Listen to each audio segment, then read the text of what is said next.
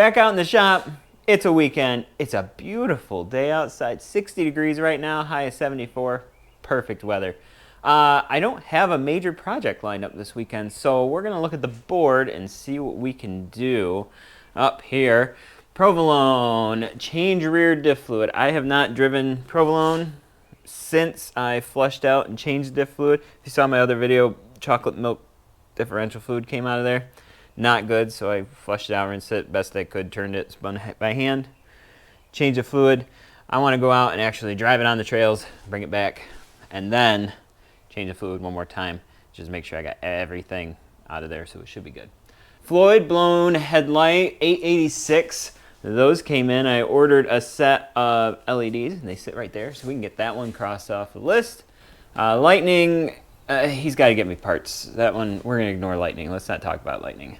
Lorraine needs an oil change. Herv, that needs an oil change. Bounder needs an oil change. And new batteries. Maybe I'll run out and get the batteries tested because the trip is coming up fast. Bobcat fuel level sender. That came in this week. I put it with the lights. Fuel level sender. My fuel level has never worked in that Bobcat for the time I've had it. Even before I put the new gauges in it. I measured impedance and it just seemed like the sender was bad. I couldn't find one. I found one and it's here. So I'm going to see if that fixes my fuel gauge because I ran it out of fuel last week or week before when I was working on it. Not good. Floyd headlights. If you remember last week, I had the entire fascia off. We were doing bushings and all kinds of just maintenance on this. And when you take the fascia off, you take the headlights out because it's easier than disconnecting them because you can just whip them out and there it is. And then they just hang like this out in the open, which is usually okay, but I bumped it. There we go. Got the new one in there.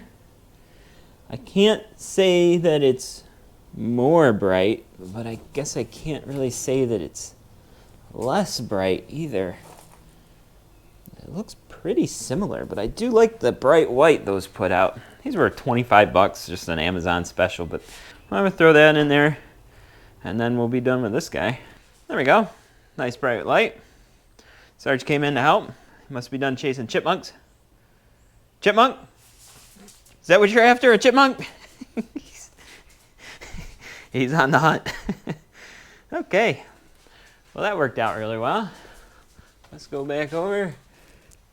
Headlight. And that one is done.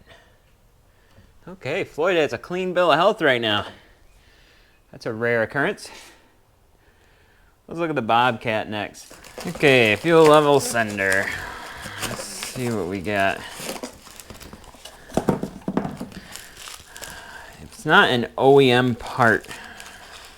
Got it out. That's pretty simple. Looks like we just got a float on a steel rod. Probably he's got some sort of variable resistant wizardry in here.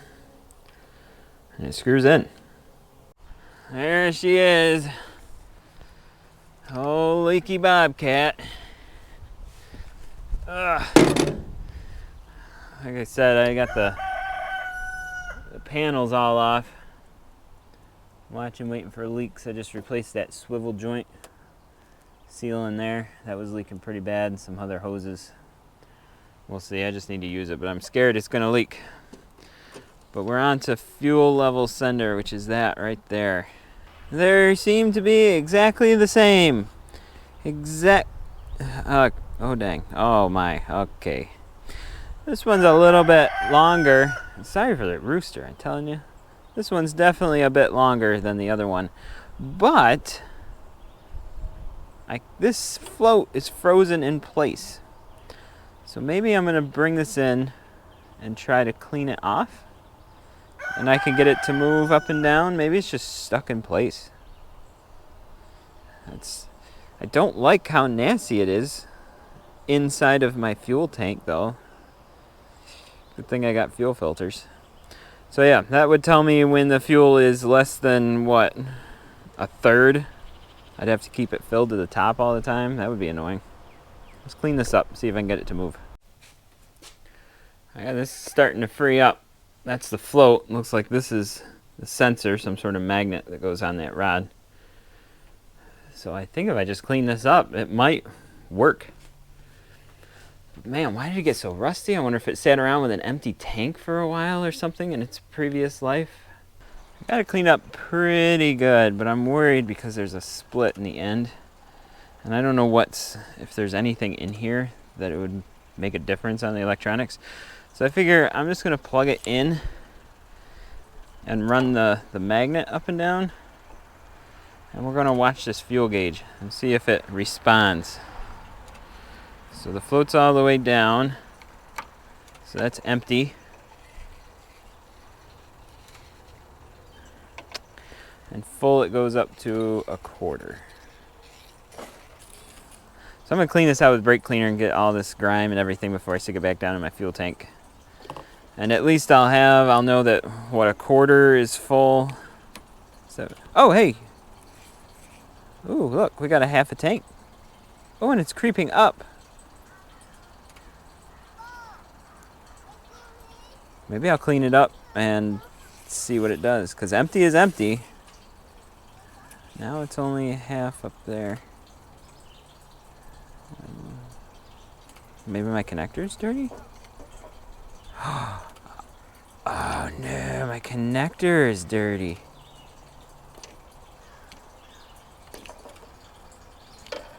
Well, we can clean that up. Oh, look at that. Almost full, almost full, almost full. Full tank. Down. Full, okay.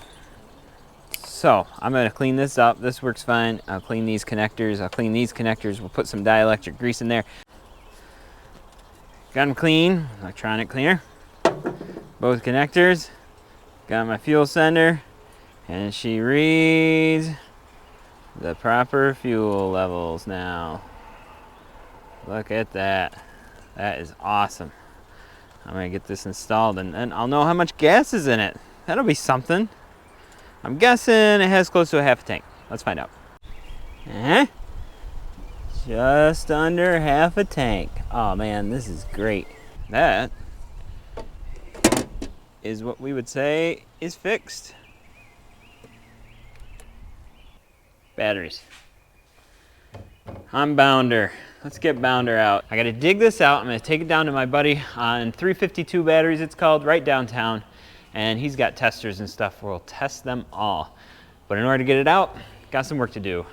Herv, the trailer, Lightning, Blue, Wildcat, Dwight, the Yak, and the Screaming Pumpkin all have to be moved out of the way because that thing is quite large. She started right up, that's good, but it was on a tender. But the battery's under here, so I'm gonna pop out that screw.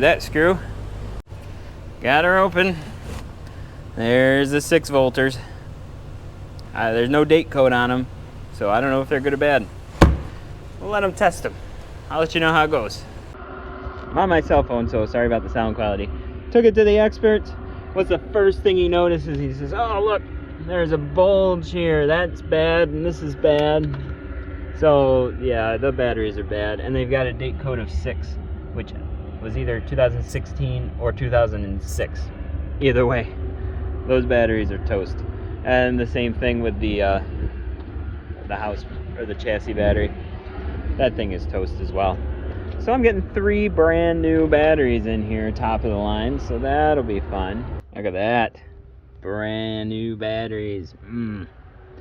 Those should do just fine on this trip. 2 6s. Look at the size of this cable they use. Crazy. I'll show you better. This hump, that should not bend up like that right there. That's no good. He says it's 6 because of the labels on them. He knows what generation. I guess they change the labels every 10 years. But yeah, those aren't good. They're swelled right up. Bad battery. Bad. Oh, and these batteries, I forgot he mentioned, it says interstate, but because of the way this is shaped, it's got that little bump there and that little bump there. That's made by Trojan. So although they're labeled as an interstate battery, those are Trojan batteries in there. And we know that Trojan batteries are good batteries, at least in my opinion. I'm back. Bounder's back in the barn. I was trying to get some oil after that battery thing, but I got a phone call and a trailer was available, so let's take care of this, like so. Still got the oil change. Maybe we'll do that tomorrow. It's supposed to rain. But I was able to finally transport something back to the house. A new project, so to speak. My grandfather's bulldozer. We worked on this a lot together. It really means a lot to me. I told my grandma I'd never sell this thing, but I finally got it home, new home.